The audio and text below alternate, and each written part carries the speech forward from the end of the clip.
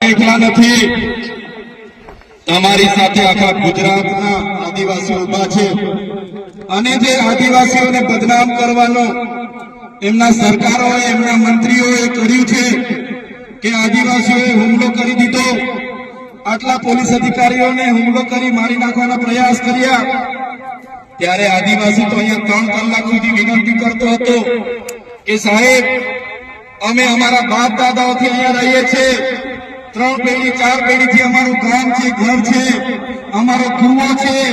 અમે 2006 અંતર્ગત વન અધિકાર અધિનિયમ અંતર્ગત આ જમીન માંગવા માટેની અરજીઓ કરી છે, અમને સનતો પણ મળી છે, કેટલા લોકોની સનતો પણ પેન્ડિંગ છે, છતાં કોઈનું સાંભળ્યા વગર જે વન વિભાગ,